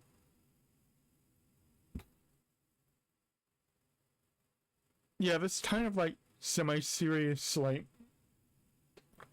dissecting of things kind of like in some points kind of feels like to the detriment of like some like actual stories, which is why we got the absolute horse shit that was Rings of Power, and that was the Halo TV show, and that was the Last of Us was actually pretty damn accurate in terms of its like adaptation, which is why both the game and the TV show failed in its second season.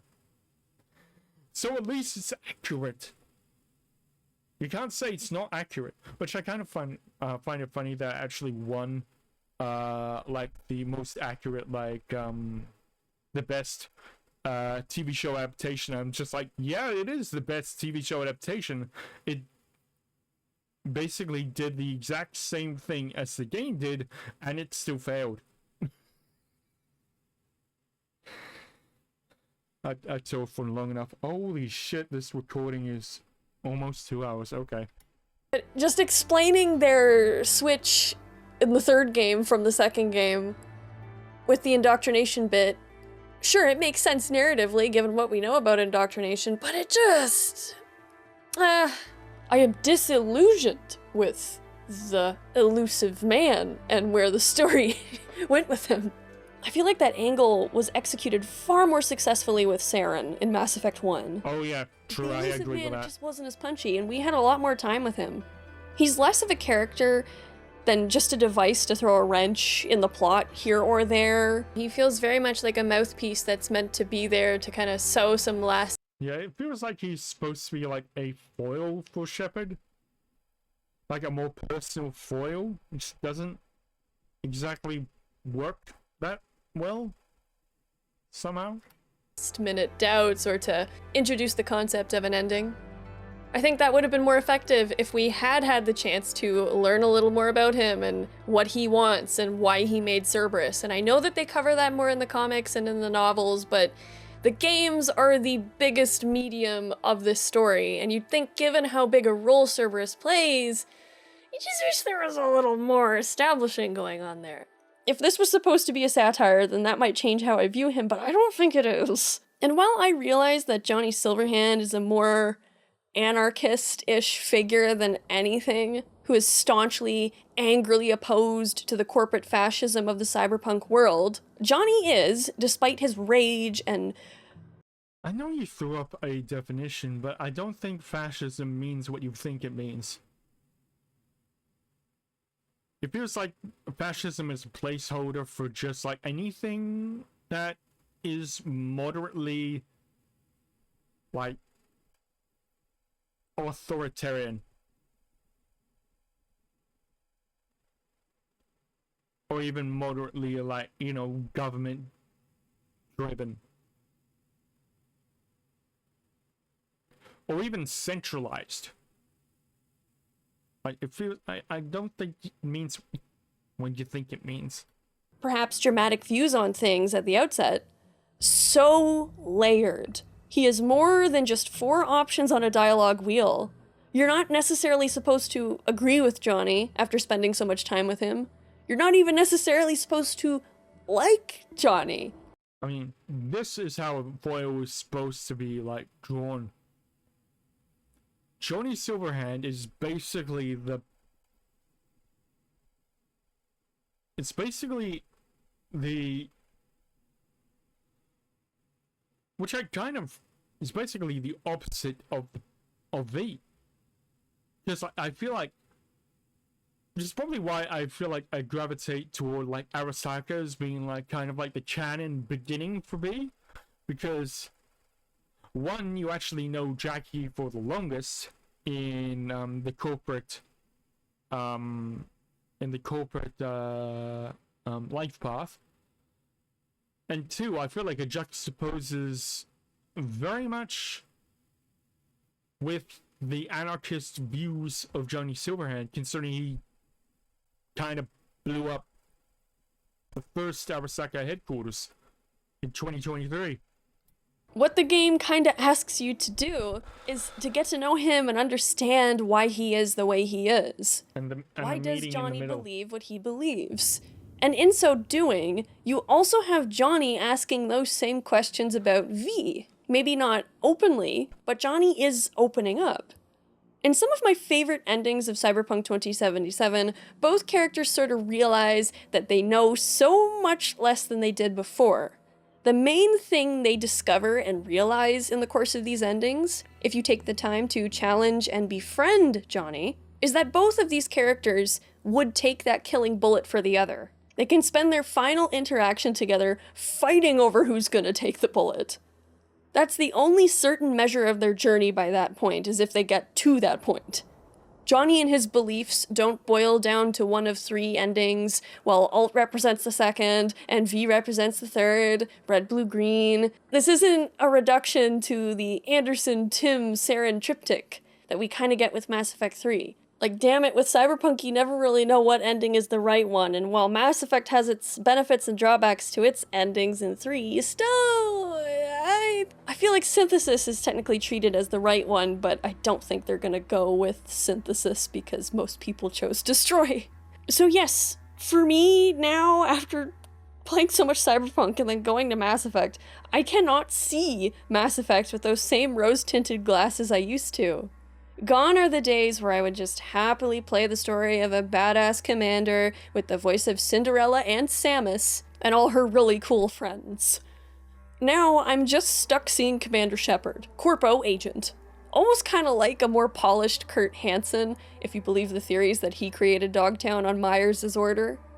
Shepard and V as well are very similar in that they steal, they kill, and they harm. But for Shepard, they do these things because they're above the law as a Spectre. They make the tough decisions to save the galaxy. They break the law to protect the law. For V, well, they're crushed beneath the weight of the law. A law that is built to keep people like them in their lowly place, and exists to keep those on top in power. The Corpos, of course, exploit the law. And sure, V might choose to do the work they do in part for vanity, to become a Night City legend. But otherwise in Night City, what hope do you have? A good education is no guarantee of a comfortable life. Sounds familiar.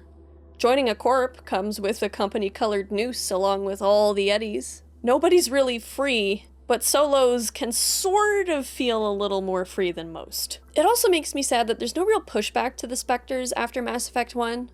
Garrus's dad was right about a lot of things. Even Executor Palin makes good points about the iffiness of Spectres. But we lose these debates and opposition after the first game.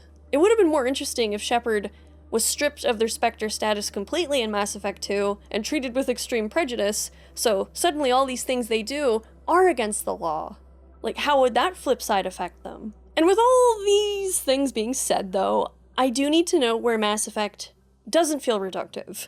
If anything, playing Cyberpunk has made me notice this gem of the series even more. And that gem is in how the Mass Effect trilogy conveys hope. Hope is definitely something that you don't really appreciate or feel the gravity of as much when you're a kid. Because, you know, when you're a kid, what's that quote? Childhood is the kingdom where no one dies. A quote from Edna St. Vincent Millay. Mass Effect is, at its core, a story about people standing up amidst the ashes to ensure that those who come after them will live to see a better day.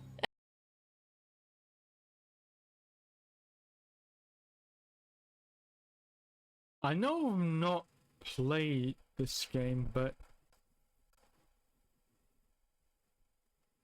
this feels...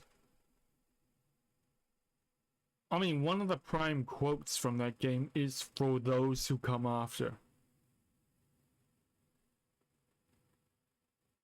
I've never played it, but I kind of feel like Mass Effect and Expedition 33 might have the same messaging.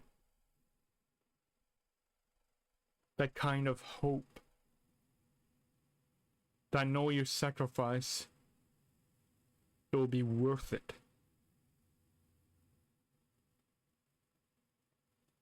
And I'm not talking about Shepard. I'm talking about the Prothean scientists who awoke from stasis on Ilos 50,000 years before humanity reached the stars. They awoke to a dead and silent galaxy, with only the ghosts of those they knew and loved. And these 12 Protheans could have chosen to fade away together in familiar surroundings. Instead, they chose to take a one-way trip, a complete unknown trip, to the ruins of the Citadel, where they ensured that the Reaper's greatest weapon against their own people, the station itself, was rendered obsolete. Unable to use the Citadel as a relay, the Reapers would be delayed for the people of the next cycle, buying precious time and precious hope for their future. We know nothing about these scientists or how long they survived on the now desolate station. It was almost certainly a cold and lonely death. They chose the most bitter end for themselves, for the sake of people they would never know, families that they would never meet. And this last hope of the Protheans fades away with Vigil, an echo of a long-dead people passing on that torch to those who can strive to be worthy of it. I feel like BioWare kind of missed a great opportunity to actually have like a, maybe like a spin-off game or like a comic or something illustrating the actual, like those 12 Prothean scientists after they come out of stasis to find that they are the last ones of a great empire and the like reasoning and like the actual like tooling and like figuring out of this backdoor plan into the Citadel so that Shepard will discover in 50,000 years. I feel like that's a good story.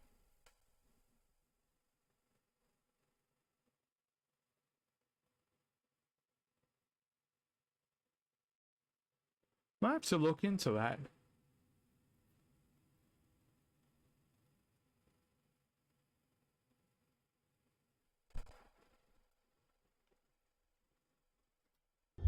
You are not Prothean, but you are not machine either. This eventuality was one of many that was anticipated. I do not sense the taint of indoctrination upon any of you. Unlike the other that passed recently, perhaps there is still hope. This last wish of the dead comes not long after Shepard hears that final, terrified transmission on Ilos of a race facing its horrific doom. It's a final message of complete despair, and it still sends shivers down my spine to this day. Hold on. Something's happening. Too late. Unable to... Invading fleets. No escape. Sounds like some kind of message, but I don't recognize the language. It is probably in Prothean. This recording must be 50,000 years old. No wonder we cannot understand it. The message is all broken up, but I recognize some of the words. It's a warning against the Reaper invasion. Not safe. Seek refuge. Inside the archives. What's it saying? Can you make out anything useful? Fought Reapers. The Citadel. Overwhelmed. Only hope. Act of desperation. The conduit. All is lost. It said something about the conduit, but it's too degraded to help. We should go. Cannot be stopped. Cannot be stopped. That first I'm sorry, when Shepard said I should go, I had to physically restrain myself to say she said the thing. She said the thing. Also, I forgot how absolutely stilted the actual commentary, like the actual like line delivery is. It's very turn-based, isn't it? Artificial. Yeah. first part of the transmission is the same voice as Vigil, I'm pretty sure, and it very well could have been the Prothean that his personality was based off of. That Prothean's fear died with him, but he left his hopes behind in Vigil. And on one hand, you see these people faced with unimaginable terror, but even then, they showed bravery in their final act. Perhaps you could argue that they had nothing to lose at this point. There was only 12 of them and everyone was gone. But it doesn't make their suicide mission and their sacrifice less impactful. They had no real reason to do anything, and they still chose to do what they did. I think about that moment in Mass Effect 1 a lot. Vigil's little side room is the heart of the series for me. Even Cyberpunk, despite its dismal world, a world that is extremely forward and letting you know it's not a world worth saving, highlights the true beauty of humanity. Love, friendship, camaraderie, loyalty, selflessness. There are still good people in Night City. Flawed, sure, but just trying to do what they can for the people they care about. And as V interacts with them... Oh, I haven't done this ending either. Like the one in Phantom Liberty that illustrated.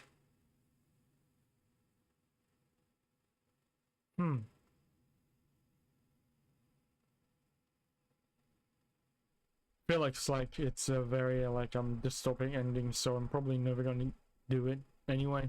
But yeah. As well as Night City's less admirable citizens, V is forced to rethink just what their soul is and what it is worth. In their final days, V can choose to kindle hope in the people they care most about. Not out of fear that those people will become like the worst of the worst, but because of the hope that these people have brought out in V. I mean, at least that's how I see it when I play V. Ultimately, I'm okay with how Cyberpunk has ensured that I can never relive that old comfortable nostalgia with Mass Effect that I once had.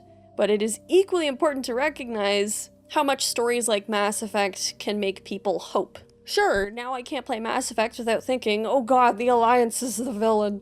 But I also look at it now with a deep appreciation for hope in a time that people desperately need it. I do think stories can help remind people of the goodness of humanity, even if that goodness needs to be reflected back at us through long extinct aliens for us to see it. And we need stories that remind us of that, because damn it, it is so easy to get jaded and nihilistic, especially in this day and age. Both Cyberpunk and Mass Effect meet in the middle there with giving people hope, even if they both feature the prospects of terrible futures. There is a resilience and earnestness in these stories, no matter how dark they get. We need hopeful stories, good viewer. The realm needs hopeful stories. It's not about pretending the bad doesn't exist. You know, you gotta wake up to it at some point, eventually. It's also about remembering that as shit as humanity can be, we, no matter how big or small, are capable of great good as well. Enough, certainly, that we can ensure those who come after us, even if we'll never meet them, have a chance at a better future.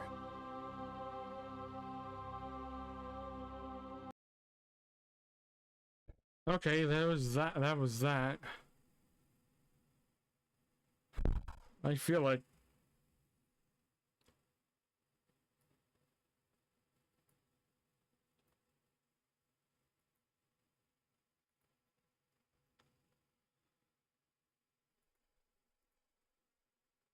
I definitely... Whoa. I definitely disagree with, like... I mean, it's a, I don't think it's a problem. I think it's just like an aspect of, like... People just read too much in this shit, I think. Seeing things that aren't necessarily there.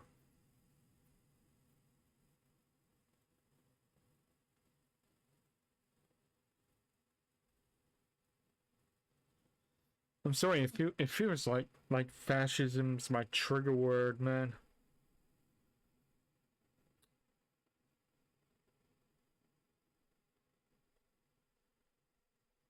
I feel like I'm gonna have to have a strongly worded comment in this video, but she does good stuff, I think. And like analysis and junk.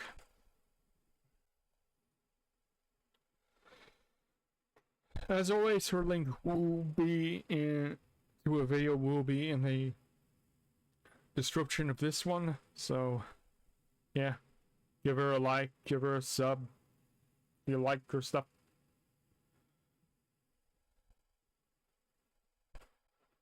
I still do, despite her incorrectness. But yeah, hope you guys enjoyed the, my commentary over this video, considering it's over 2 hours. God, I feel like I yap a lot. Turned a 40-minute video into 2 hours. If you like this kind of thing, please like, share, and subscribe. Click the little bell to get notified. And yeah, hope you guys have a wonderful rest of your day wherever you are. I've been Purist, signing off.